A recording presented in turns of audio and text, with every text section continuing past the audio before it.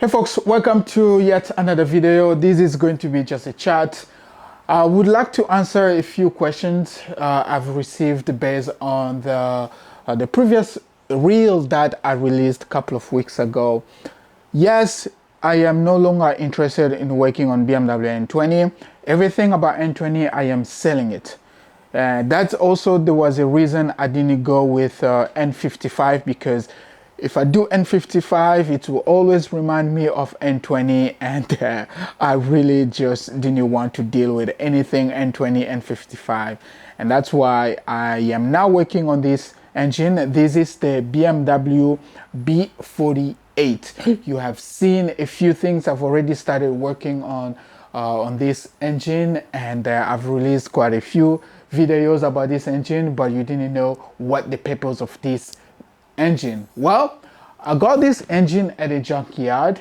This is, according to the person who sold me this engine, is a B46. He was saying B48, but it's a B46 B20B. It's also not a B. Well, according to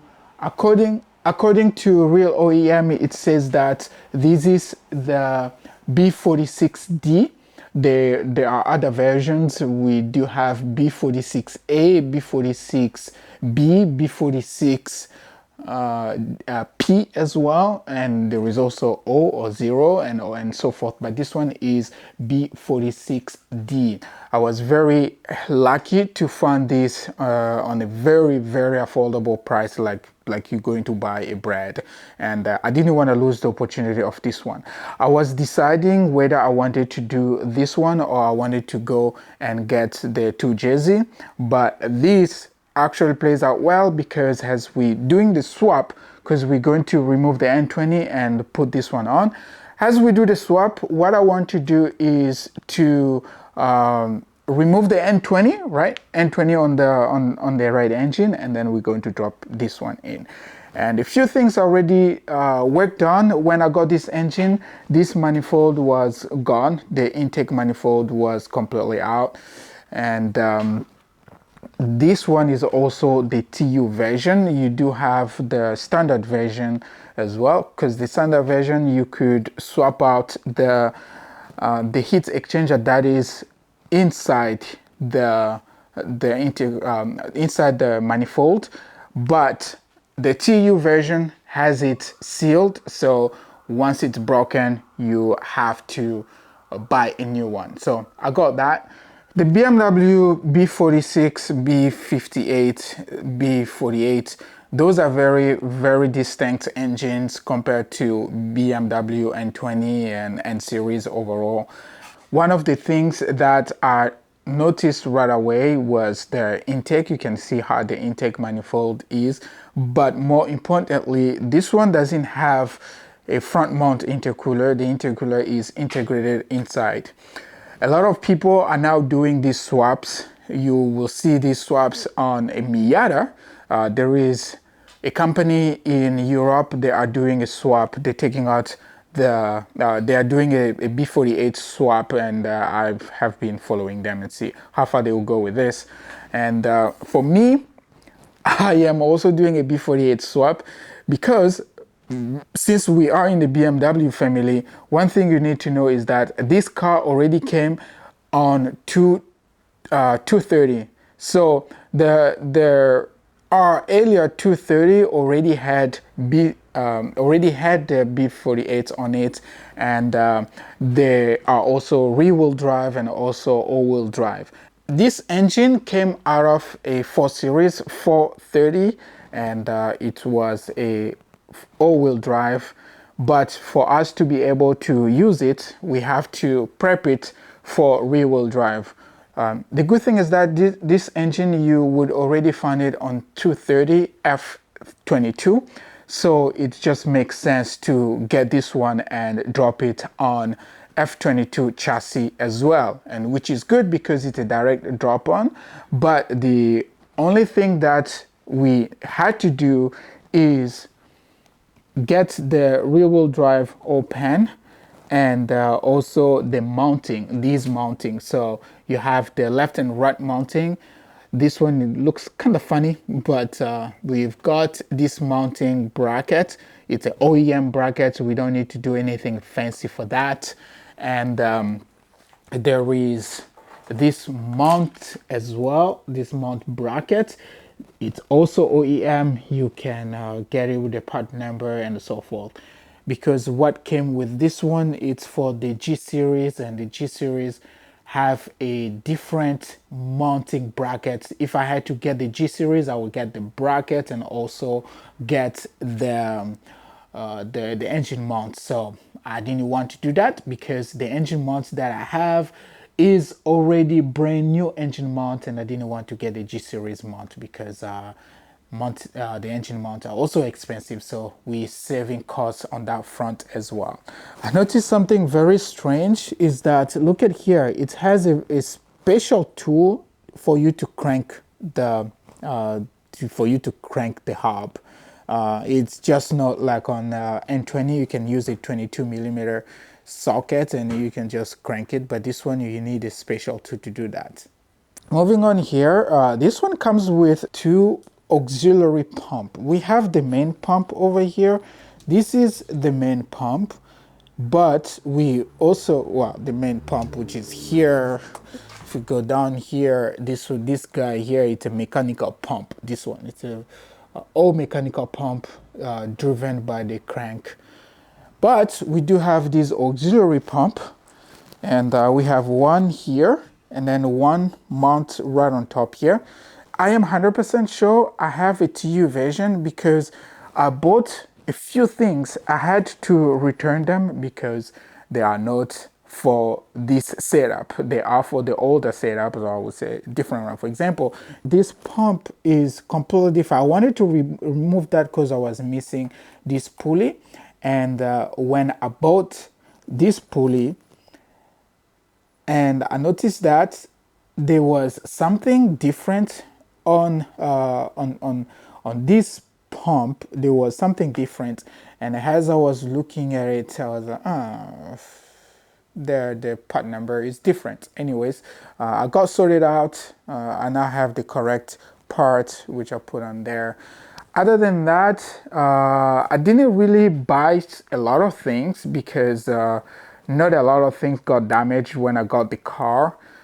But yeah, you can see the coolant hoses are the ones that I am missing. I am missing quite a few coolant hoses, and I have to source them. But other than that, those are the things that I am waiting on. And once I have that, I still have to get the flywheel.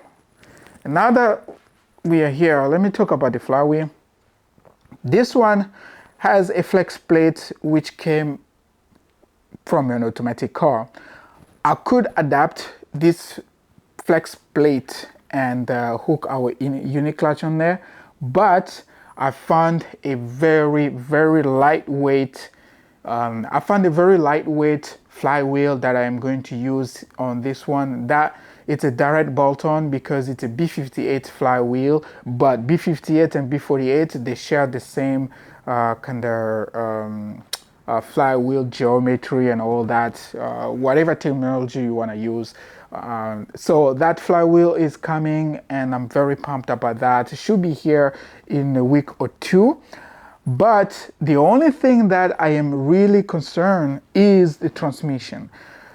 I haven't found the manual transmission for this one. Like I said, the 230 does come on a manual. It has a manual transmission as well. I have been digging on the internet to look for the transmission. I really do want to. Otherwise, there is a website where I found an adapter. I could buy an adapter for the B48 to my transmission, the one that I have. So finger crossed, hopefully that works out. I'm still looking different option, different avenues.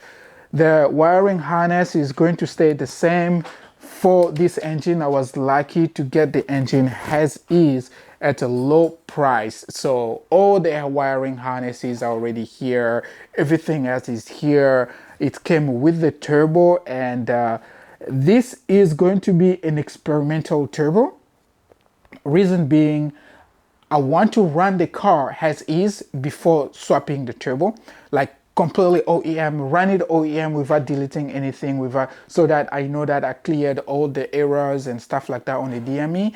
And then once we completely cleared all the wiring and talked to the DME and the car and everything function, then I am going to do the top mount for this one. But for now, this car came with this turbo. I don't trust this turbo because I don't know if you can see. All right, I'd like you to see something is happening on inside here. I have no idea what happened. You can see this might not be as efficient as I would want it to be because it's already started to go out. But maybe it's gonna work. We will run it as is for now, and if we find any issues with it, we are going to right away remove it and do our top mount. As we are going to run this one, of course, there are two options. Either we can use the OEM ECU or we use the aftermarket ECU. I do want to use standalone ECU. I haven't found a better alternative to direct injection. All of the ECUs that I am seeing out there, they don't support direct injection, which limiting us to go standalone. But for now, we are using OEM, and a lot of people who are doing the swaps, they have been using OEM, except Storm Engineering. They are using Motec, and Motec is just way to the price of what I want to spend on the ECU. So OEM ECU is a way to go. I've already gotten a solution on hooking up and talking to the rest of the car, and everything should work, except we need to figure out which wiring harness that talk to our FEM and everything else. The next phase will just be to figure out the wiring harness and know which harness goes where, and the rest should just be pretty much straightforward, hopefully. Oh, another cool thing that you may not know is that I am not buying additional license with boot mode 3. As they mentioned that, I just need to send them some information and I will get the newer version of the tune, which will be tailored to the B48 version of the tune, which is really cool. So I'm looking really forward to that. And once this one runs, we are going to do the dyno, because literally this is a straight bolt-on. It's not like something I need to break in. No breaking needed on this one. I will just go straight ahead, and we're going to do the dyno. And after we do the dyno, then we'll start talking about power added and stuff like that. Thank you for coming along, and I will catch you on the next one.